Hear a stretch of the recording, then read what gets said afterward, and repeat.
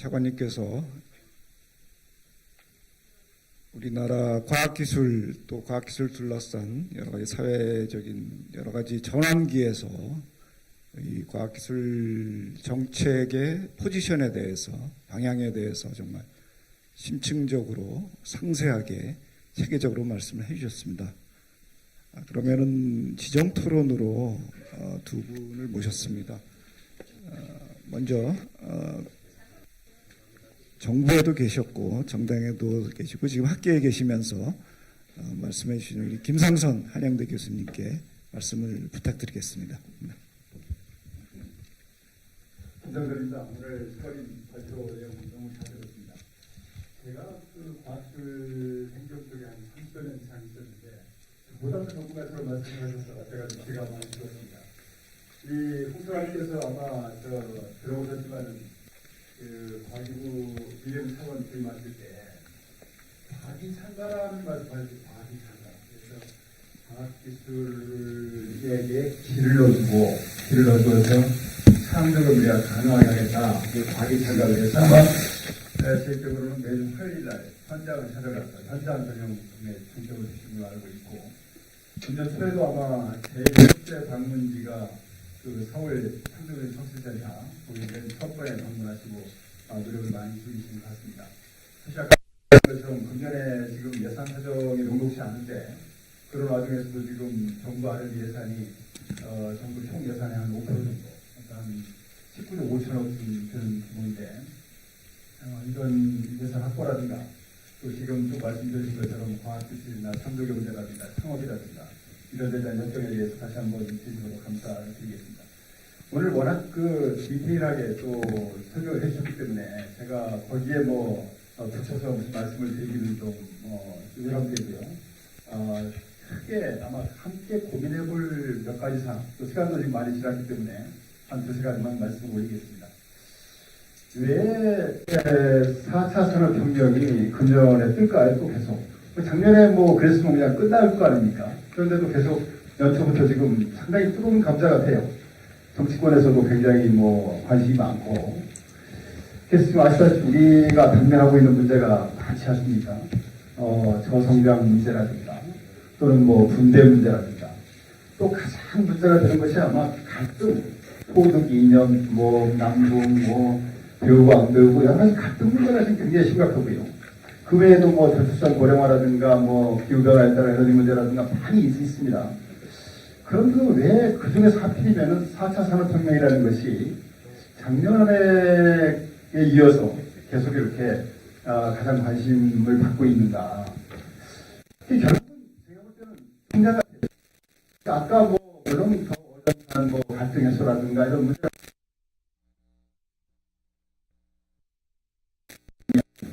그 다음 문제들이 별로 그렇게 솔루션이 없는 것 같습니다.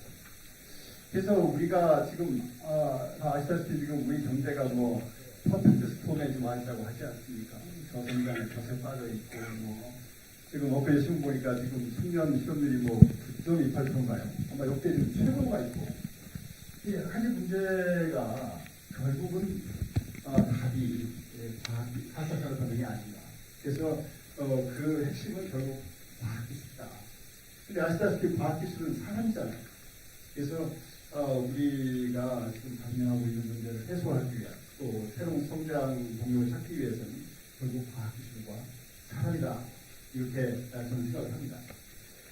그래서 과학기술이라는 것이 사실은 과학기술과 사람이라는 것이 물론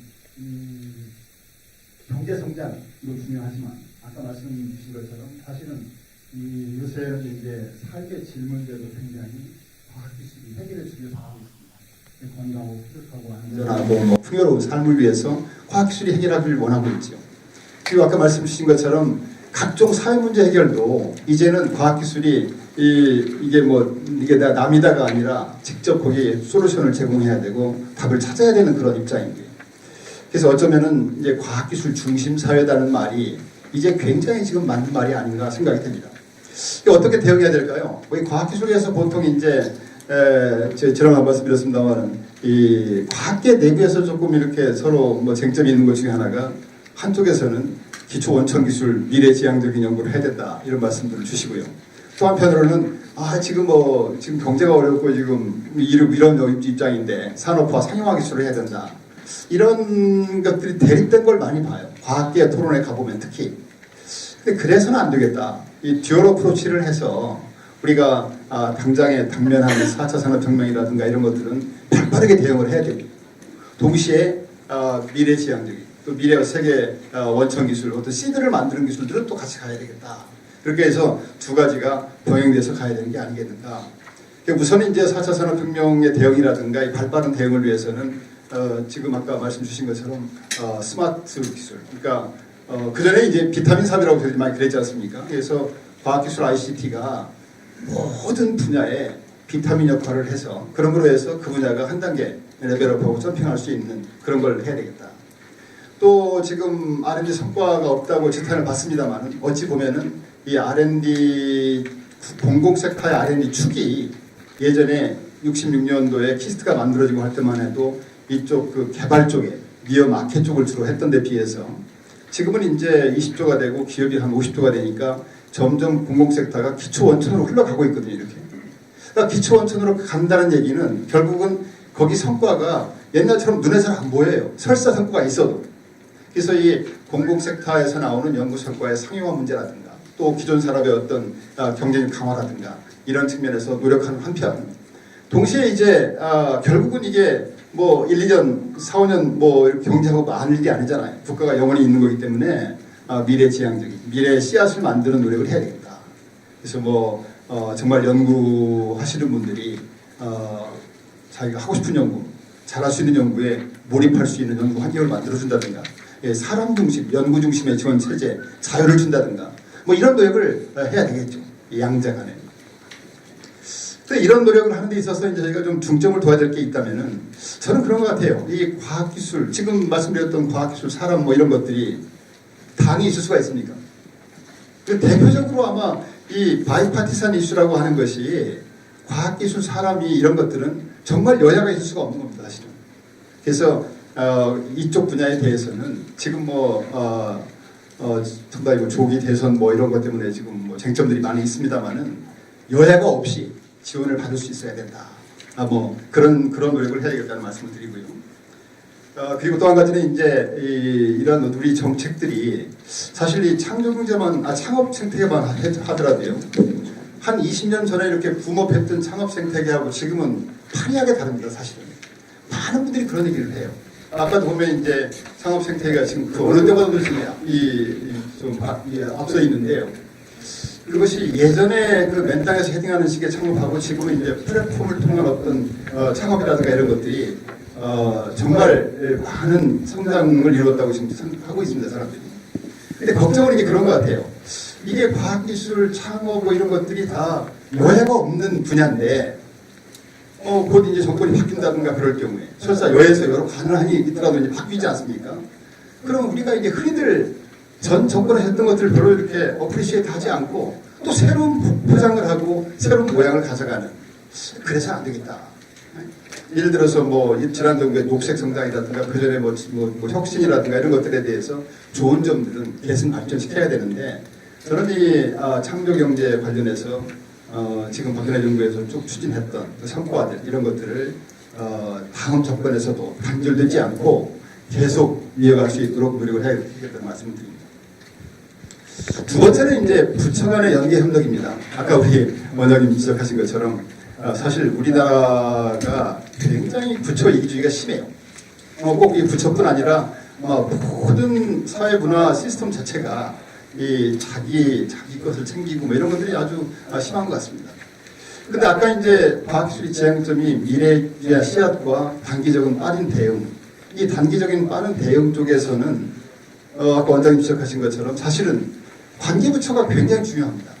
관계부처. 그러니까 여기서 아무리 시정화 준비 단계까지 연구 성과, 좋은 성과가 나와도 그걸 실용화하는 데는 굉장히 넘어야 될 벽이 많습니다. 사실. 각종 법제도라든가 덩어리 규제라든가 이런 것들이 대표적으로 뭐 원격 진료 이런 거 지금 어느 때 기술돼 있는 건데 지금 벌써 한 2년, 3년 걸리고 있지 않습니까? 후발국들은 따라서 앞질러 가고 있고 그런 것들이 이제 앞으로 무인 자동차라든가 드론이라든가 모든 면에서 법제도 이런 어떤 덩어리 규제 이런 것들이 속도감 있게 대응해주지 못하면은 상용화 실용화가 쉽지 않다. 그래서 아까 19조 5천이라는 돈을 저희가 지금 34개 부처청위원회가 논아 쓰고 있습니다. 대한민국. 근데 과연 이 수요부처에서 미래부나 산업부처럼 기초 원천 기술 하겠다. 저는 이런 건 아닌 것 같아요. 오히려 후단 아까 이제 이쪽 그 다른 부처에서 교육분이 미래분이 산업분 이런 데서 이제 성과가 나오면은 이 성과를 여하이 실용화시킬 수 있는 거기에 대한 법제도라든가 환경 규제라든가 이런 것들을 어떻게 풀 수 있느냐 여기에 몰입해도요 할 일이 너무 많습니다. 그래서 이 부처 간에 어떻게 이런 역할을 잘 가르마를 타서 정말 R&D의 전문성이 있는 기업 부처가 수요를 받아서 그 연구에 전력해서 성과를 내면은 수요 부처들은 연기에 협력해서 그걸 꽃을 피우는 역할을 해야 된다. 그래서 지금 정치권에서 이제 과학기술 거버넌스 얘기를 지금 많이 하지 않습니까? 이 과학기술 거버넌스를 고민할 때 아마 이런 것들을 많이 고민해야 된다. 이게 거버넌스라는 것이 흔히 특히 금년에는 이제 인수위도 없이 갈 가능성이 많지 않습니까? 그러다 보면은 목소리 큰 사람, 부처 이기주의, 힘 좋은 논리로 그냥 갈 수가 있습니다. 근데 그렇지 않습니다. 그러면 안 되잖아요, 대한민국이. 이게 대한민국이 정말 미래를 위한 설계를 하는데 과연 어떤 철학으로 왜 해야 되는지에 확실한 근거를 가지고 다음 과학기술 거버넌스를 검토해야 된다 이런 생각이 듭니다. 그래서 이제 아시다시피 과학기술 쪽은 사실은 이제 과학기술 특성이라는 것이 안정성, 지속성이 굉장히 중요한데요. 정권 바뀔 때마다 또는 매년 새로운 정책이 나온다는 것이 저는 못나지 않다고 생각합니다. 안정성, 지속성이 굉장히 중요하지요. 그래서 마침 이제 지금 제4차 과학기술 기본계획이 내년에 시작해요. 2018년에 시작해서 2022년에 끝나는 그런 5개년 사업입니다. 금년에 잘 구상을 해서 거기에 잘 철학을 녹여서 국가의 기본계획이 만들어지면 이게 바뀌지 말아야죠. 정부 부처도요. 이렇게 이 과학기술 거버넌스라는 것이 매 5년마다 바뀝니다. 계속. 이 쉽지 않은 과정입니다. 부처 내에서도 한 지붕 두 가지고 쉽지 않은 문제고요. 그래서 앞으로 거버넌스를 고민할 때는 향후 50년을 지향, 적어도 10년, 20년 갈 수 있는 조금 성에 덜 차도 바뀌지 않는. 그래서 이 과학기술이 좀 안정적으로, 지속적으로 하는 문화가 만들어져가지고 세계적인 원천 성과가 만들어지면 좋겠다 이런 말씀을 드리겠습니다. 제가 차관님께 드릴 질문은 많이 있는데 오늘 시간도 많지 않고 그래서 그냥 같이 함께 고민해볼 어떤 이슈에 대해서만 간단히 말씀드렸습니다. 감사합니다. 네, 교수님 감사합니다. 30년 행정 경험만으로 굉장히 어려운 성정과 사회적 이슈를 동시에 접근하고 단기적으로 발빠른 대응과 또 기후환경 대응해야 되는 문제, 정책의 지속 가능한 굉장히 어려운 과제들을 다시 한번 짚어주셨습니다. 이제 우리 스태피 원장님 좀 간단하게 부탁드리겠습니다.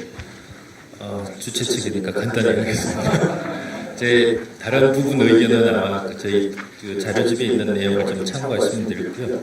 저는 이거 한 가지만 좀 말씀을 드릴까 합니다. 이 세부적으로 미시적인 부분에 있어서 현재 과학기술 정책 부분의 이슈와 관련돼서 정책 컨텐츠는 충분히 고민들을 많이 하셨고 또 내용도 굉장히 충실하게 잘 마련이 됐다고 생각을 합니다. 그래서 거기에 대해서는 제가 여러분들에게 말씀드릴 건 없고요. 다만 김 교수님도 잠깐 얘기하셨는데 이제 저는 두 가지가 같이 필요하다고 봅니다. 과학기술 혁신 정책에서의 혁신성과 연속성의 이렇게 조화를 말씀드리는 건데요. 저희 이제 미래부가 하실 내용 중에 상당 부분 중은 저희 과학기술계가 갖고 있는 만성적이거나 고질적인 이슈들이 있습니다. 그러니까 이 부분들을 저희가 단편적인 처방을 계속해서 해오는 게 한계가 있다면 이번 기회에 한번 최근에 유행하는 말로 리셋이라고 얘기를 하는데 좀 획기적인 방안, 혁신적인 방안, 이건 이제 혁신성, 정책의 혁신성이 필요한 거고요. 저희 그래서 혁신을 혁신하자 이런 얘기로 저희도 좀 준비를 하고 있습니다만은 또 한편으로는 연속성이 필요한 부분이 있습니다. 저희가 창조경제를 이 정부 들어서 처음에 얘기할 때 제일 우려했던 거는 이 정부 끝나고 나서 창조경제란 말을 못 쓸까 봐 제일 우려를 많이 했습니다. 제가 아는 또 그 벤처 하시는 분들도 이 창조경제라는 것 자체가 우리나라가 지향해야 될 굉장히 중요한 가치인데 정권에 따라서 이게 왔다 갔다 하면 안 되겠다. 그런 우려를 많이 하고 계십니다. 그래서 이 창업 혹은 창조경제와 관련된 것 같은 어떤 정책의 연속성, 그러니까 혁신성과 연속성의 조화, 이 부분을 좀 고민을 해주시면은 그 다음 정부가 들었을 때도 많이 그 도움이 되지 않을까라는 생각이 있고요.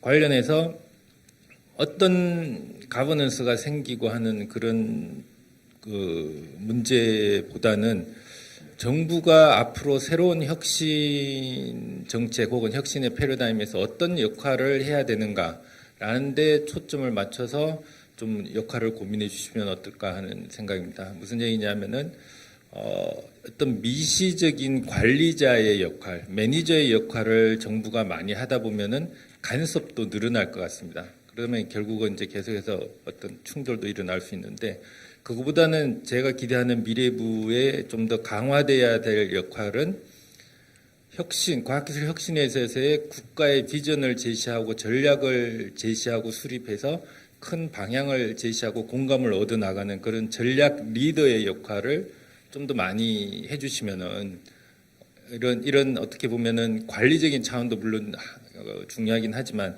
그런 전략 리더의 역할이 좀 더 어떻게 보면은 이 정부의 역할에서 앞으로 더 기대되는 더 중요도가 높아지는 부분이 아닐까 생각을 합니다. 그래서 그런 부분에서 조금 더 지금 정책에서 좀 큰 그림을 보여주시고 좀 더 큰 방향을 제시할 수 있는 그런 정책을 기대를 해보겠습니다. 고맙습니다. 부원장님 감사드립니다. 역시 혁신성과 연속성의 조화라는 과제, 또 미래부의 관리라는 어떤 하드 파워보다는 비전 제시, 어젠다 세팅 같은 소프트 파워를 좀 강조를 말씀을 해주셨습니다.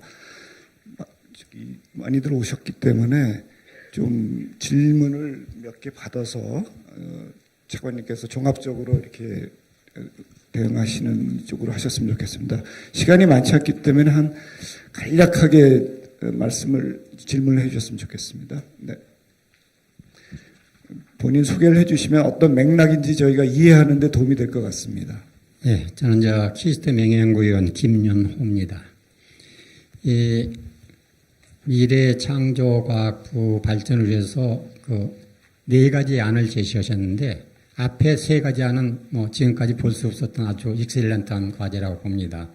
근데 마지막 네 번째 안은 우리가 정부 예산은 5%만 쓰고도 지탄을 받고 있는데 95%도 효율적으로 될 수 있도록 과학적으로 이 전 부서가 전 국민이 동참을 할 수 있는 이런 정책 부서로서 소위 글로벌 선도 역할을 해 주시기를 부탁드립니다.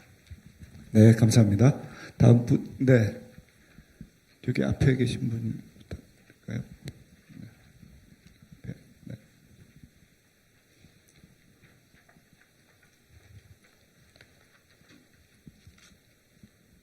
네. 예, 안녕하십니까. 편경범입니다. 제가 인문학 학술회의도 가봐도 이제 학문이라는 게 담론, 토론을 많이 해야 되는데 항시 학술회의에서 시간이 없어서 토론 시간은 짧게 해달라고 하는데 죄송하지만 이건 굉장히 중요하고 굉장히 큰 담론이기 때문에 제 질문이 좀 길더라도 좀 양해해 주시고 들어주었으면 좋겠습니다. 일단 제 4차 산업혁명 관련해서는 제일 상당히 파급효과가 크지만 그 중에 두 가지 사례를 든다면은 우버의 공유경제에서 우버가 그 차량 공유제를 도입을 해가지고 지금 BMW 다음으로 세계 네 번째 그 큰 시가총액을 차지하고 있습니다. 그렇지만은 여기에서 나오는 큰 문제는 물론 기존의 경영 시스템을 파괴한다는 것도 있지만은 일단 그 노동자의 복지가 엄청나게 악화되는 거거든요. 그래서 우버를 타고 드라이버한테 물어보면 연봉이 기존의 수입보다 거의 반 이상 떨어지고 그런다는 겁니다. 그래서 4차 산업혁명이 갈수록 이런 노동자의 어떤 생활 여건이 굉장히 나빠질 것이다. 그것이고 또 하나 사례를 꼽는다면은 이제 스마트 팩토리 관련해서 물론 이게 국내에서 하는 스마트 팩토리는 식료품을 슈퍼마켓이라고 부르는 거와 마찬가지입니다만은 아디다스 독일이 빨리 시작했는데 독일에서 아디다스가 중국에서 1년에 600명이 만들던 50만 컬레 신발 만든다는 건 독일로 가져갔습니다. 그래서 10명이 공장에서 일하면서 50만 클레를 만드는데 이런 사례가 앞으로 이제 계속 일어날 텐데 그러면 개도국 같은 경우는 저임금으로 생산하던 공장이 이제 없어지게 된다는 것입니다. 그게 굉장히 위험한 것이고 우리나라도 지금 생산이 제조업이 튼튼하다고 보는데 이게 대비가 약하면 결국 선진국 제조한테 이제 뺏길 그런 굉장히 위험에 처해 있고 여기서 한 가지 포인트는 또 노동자가 급격히 감소하기 때문에 이 사회가 이걸 어떻게 안전망을 해갈 거냐 그런 것이 굉장히 중요한 문제고 다른 요인도 굉장히 많습니다만 요 관련해서 제가 인류학적인 견지에서 본다면 동물에서 호모사피엔스까지 오는데 한 200만 년이 걸렸습니다.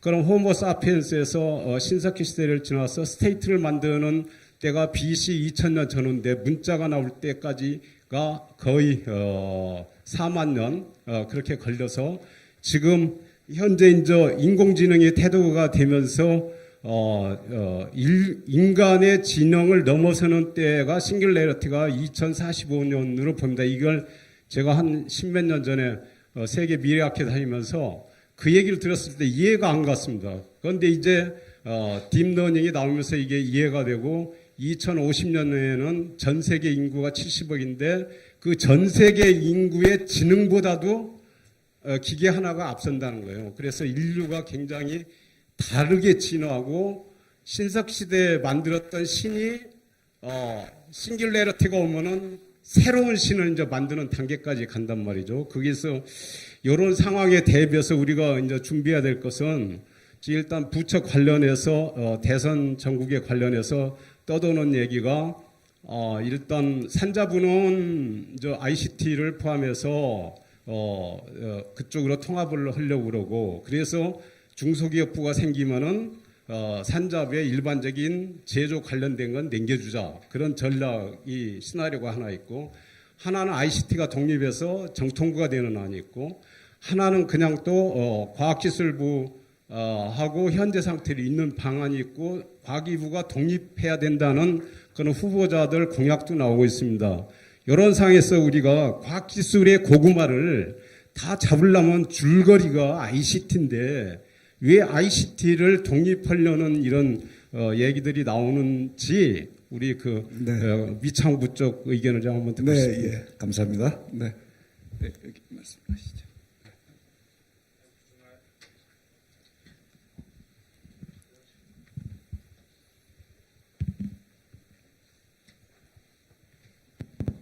저는 여기 좀 메모하는 게 있어서 좀 앉아서 말씀드리겠습니다. 제일 먼저 문정기고요. 저 출연연구소하고 대학에서 정년퇴임을 했습니다. 현재는 이제 안양에서 조그만 연구소를 하나 갖고 있고요. 우선 이제 차관님 말씀 잘 들었습니다. 그다음에 4차 산업에 대해서 정부의 고급 관료가 얘기한 건 아마 오늘이 아마 처음인 것 같습니다. 제가 다른 데서는 이렇게는 들은 적 없었는데 그래서 우선 뭐 정책적인 쪽으로 제가 이게 많이 들었다고 생각이 들고요. 그다음에 이제 우리가 혁명을 한번 간단히 좀 생각을 해봤으면 싶습니다. 혁명 속에 있는 사람 제가 혁명이라고 부르지 않습니다. 혁명이 지나야지 그때가 혁명이었다 이렇게 얘기를 하거든요. 그래서 1차 산업의 농업혁명, 2차 산업의 에너지혁명, 3차 산업의 우리가 인터넷을 기반으로 한 소위 정보혁명이죠. 그래서 지금 이제 4차 산업이 뭔가 명확히 정의가 되어 있지 않습니다. 그래서 뭐 독일 같은 뭐 인더스트리 4.0도 있고요. 아까 말한 스마트 팩토리도 그 중에 하나고요. 제 말씀은 이제 무슨 얘기냐면은 선진국이 4차 산업을 외치고 갔다 그래서 우리나라 꼭 선진국 모양으로 따라가야 되냐 그거죠. 그래서 아까 우리가 우리는 뭐 어마어마한 자원이죠. 그래서 인구 대비, 소위 GNP 대비 우리가 그 R&D에 투자하는 세계 1위입니다. 그러나 절대적으로 보면 그건 게임도 안 되는 얘기죠. 그래서 우리가 한정된 자원으로 인력이나 소위 돈이나 설비나 한정된 자원을 우리가 어디로 올 건가. 그래서 4차 산업혁명은 뭔가 좀 다른 방향으로 정의를 했으면 이런 생각이 들고요. 혹시라면 지금 4차 소위 사이버 공간하고 피지컬 공간하고 사이가 섞여 있는 걸 얘기를 하는 거거든요. 그래서 인터넷도 아니고 지금 말한 ICT도 아니고 정보혁명도 아니죠. 그래서 뭔가 다른 거라는 얘기죠. 제 생각은 만일 이제 소위 내년부터 5년 동안 4차 산업 혁명에 대한 그런 소위 정부의 어떤 중요한 5년을 아마 보낼 것 같은데 그때 개념을 잡을 때에 우리나라에 맞는 그러니까 미국식이 아니죠. 미국식으로 망하는 거죠. 일본식도 망하는 거죠. 우리나라 게 아닌데 어떻게 그걸 따라가요? 그래서 우리나라에 맞는 4차 산업혁명에 대한 아젠다를 세팅하고 거기에 필요한 우리가 콘텐츠를 개발하는 게 중요하지 않는가. 네. 그래서 말씀드렸습니다. 네, 감사합니다. 네, 마지막으로, 네, 네. 네, 한 차관님, 네, 마지막 말씀 듣고. 먼저 홍영희 차관님의 발표를 듣고 정말 많은 이해가 되었습니다. 그런데 내가 여기서 하나 궁금한 거는 이 모든 게 말이에요. 국민의 이해와 지원, 이 없이는 상당히 있어야 되지 않겠냐 하는 이런 관점에서 우리 여기 있는 사람들의 이해는 그건 뭐 당연히 해야 될 일이지만은 정말 국민의 이해를 바탕으로 해서 그분들의 지원 또 이 4차 산업혁명을 위시를 해서 이것이 제대로 우리가 그걸 이해하고 따라가지 못한다면 이 삶의 어떤 그 전체가 흔들릴 거란 말이에요. 그래서 뭐 좀 다른 얘기입니다만은 대학 국민들의 어떤 그 알림 혹은 이해 이쪽에 좀 애를 좀 써줬으면 하는 바람입니다. 이상입니다. 네, 감사합니다. 또 많은 질문이 있으시겠지만 저희들에게 보내주시면은 차관님께 전달해 드리도록 하겠습니다. 차관님께서 뭐 여러 가지 이슈가 나왔습니다. 좀 말씀을 해주시죠. 예, 일단 네 분 말씀을 주셨는데 일단 네 분에 대한 답변을 좀 드리면 첫 번째 질문 주셨던 분이 R&D가 국가 예산의 한 5% 정도 안에 나머지 95%도 좀 과학적으로 쓸 수 있도록 좀 여러 가지 노력해 달라고 말씀을 주셨는데 이거는 뭐 미래부의 업무 영역은 아니지만 제가 저도 뭐 기재부에서 한 30년 근무를 했었습니다. 예산실도 근무하고 당연한 말씀이시기 때문에 저희도 할 수 있는 범위에서 그렇게 하고 특히 저희는 R&D 예산 20조를 저희가 짭니다. 미래부가 우선 1차적으로 그래서 당장 R&D 예산 짤 때도 그 지금 주신 말씀대로 좀 잘 귀담아 듣고요. 재정당국에도 전해서 좀 그렇게 되도록 저희가 노력을 하겠습니다. 두 번째 질문 주셨던 그 편경범님께서 주셨던 것 중에 결론은 왜 ICT를 독립하려 하느냐 하는 말씀이신데요. 저는 뭐 제가 드리고 싶은 얘기가 그 얘기입니다. 저는 저희가 미래창조과학부가 아까 제가 말씀드렸을 때 세 가지라고 했는데요. 하나는 R&D, 두 번째는 ICT, 세 번째는 과학기술과 ICT를 기반으로 한 창업입니다. 세 가지인데 저는 이 세 가지가 동전으로 보면 양면처럼 묶여 있다고 생각합니다. R&D하고 ICT하고 분리할 수가 있는가요? 사실 ICT가 저는 옛날에 70년대, 80년대는 정보통신산업이라고 하는 그냥 산업 영역이었다고 생각을 합니다. TDX를 만들어내고 이동통신을 갖다가 하고 하는. 그런데 지금은 ICT는 제가 아까 잠깐 강의 때도 말씀드렸지만은 R&D에서도 핵심 영역이고 어떻게 보면 4차 산업혁명을 헤쳐나간 데서도 공기와도 같아서 저는 R&D를 다른 부처에서 하고 ICT를 다른 부처에서 하는 것이 과연 효율적일까? 띄기도 어렵다고 저는 생각을 합니다. 그런 의미에서 ICT를 다른 부처로 떼고 R&D를 다른 부처로 떼서는 저는 안 된다고 보고요. 그렇게 됐을 경우에 효율성도 없고 시너지 효과가 확 떨어질 거라고 생각을 합니다. 마찬가지로 창업도 저는 과학기술과 ICT가 접목이 안 되면 저는 안 된다고 보기 때문에 그렇게 본다면 결론으로 보면 저는 지금 미래창조과학부의 세 가지 펑션이 잘 모여있는 것이 저는 가장 시너지 효과를 내는 거라고 생각을 하는데요. 다만 지금 이런 논의가 나오는 게 미래창조과학부처럼 세 가지 펑션을 줬는데 이런 논의가 나오는 것이 저희 같은 그 미래창조과학부에 근무하는 후배들이 사실 좀 제대로 못하지 않았느냐 하는 비판을 주면은 뭐 그건 저희가 좀 달게 받고 반성을 하겠는데 이걸 제도적으로 막 기능을 떼어내는 것이 바람직하겠는가에 대해서는 저는 개인적으로는 굉장히 좀 우려스럽게 생각을 합니다. 세 번째 질문 주신 분이 그 선진국에 무조건 따라하는 것보다 우리 실정에 맞는 4차 산업혁명의 아젠다 세팅과 컨텐츠 마련이 필요하다고 말씀을 주셨는데 뭐 전적으로 저희는 동감을 합니다. 저희가 뭐 무작정 선진국 따라가는 건 아니고요. 다만 4차 산업혁명이라는 것이 제가 아까 강조드렸던 것처럼 속도와 범위입니다. 저희가 한 발짝 늦으면은 지금 한 발짝 늦으면 나중에 결코 따라갈 수가 없기 때문에 정부로서도 그 4차 산업혁명과 관련되는 원천 기술 개발, 산업의 조기 육성 이런 쪽에 가능한 한 최대한 신속하게 대응하려고 하다 보니까 아마 아까 질문 주신 분처럼 전체적인 4차 산업혁명에 대한 전체적인 그림을 국민들에게 정확히 내놓지 못한 게 있을지 모르겠는데요. 아까 말씀드린 작년 12월 달에 내놨던 큰 프레임이 그나마 정부가 가려고 하는 4차 산업혁명에 대한 대비책의 프레임이고요. 아마 금년도에 저는 경제부처하고 또 미래부는 미래부대로 또는 교육부는 교육부대로 이 4차 산업혁명에 대한 강론적인 컨텐츠를 구성을 해나갈 겁니다. 그래서 지금 아까 말씀 주신 대로 우리 실정에 맞는 우리가 할 수 있는 우선순위 있는 아젠다와 과제가 세팅되도록 저희가 좀 노력을 더 하도록 하겠습니다. 마지막 질문 주신 분이 국민들에게 좀 제대로 알리고 같이 동참했으면 좋겠다고 말씀 주셨는데요.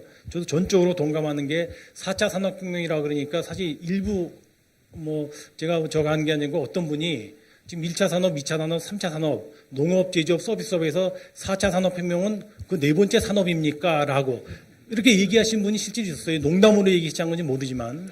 그래서 4차 산업혁명이라는 거가 보편화되어 있지만은 지금 말씀 주신 것처럼 그 배경이나 실제 내용과 앞으로 전개될 그 파급 역량, 이 파도가 얼마나 우리에게 심각하게 다가오는지 이런 파급력, 이런 거를 사실 우리 일반 국민들이 자세히 알고 있지는 못하는 것 같습니다. 그래서 저도 이 4차 산업혁명 하나만 갖고도 좀 언론에서 많이 토론도 하고 지면 보도를 통해서 저는 국민들이 공감대가 형성이 돼야 된다 생각하고요. 마지막에 제가 4차 산업혁명에 저희가 대책을 원천 기술 개발, 4차 산업과 관련된 산업의 육성, 세 번째가 사회제도 개선이라고 했는데 세 번째 사회제도 개선에 고용구조, 교육제도 또는 보건복지행정이라든가 저는 국민 인식 개선까지도 포함이 돼 있다고 생각합니다. 그래서 그런 쪽에도 정부가 대책을 같이 마련해 나가도록 그렇게 노력을 하겠습니다. 네, 장관님 대단히 감사합니다.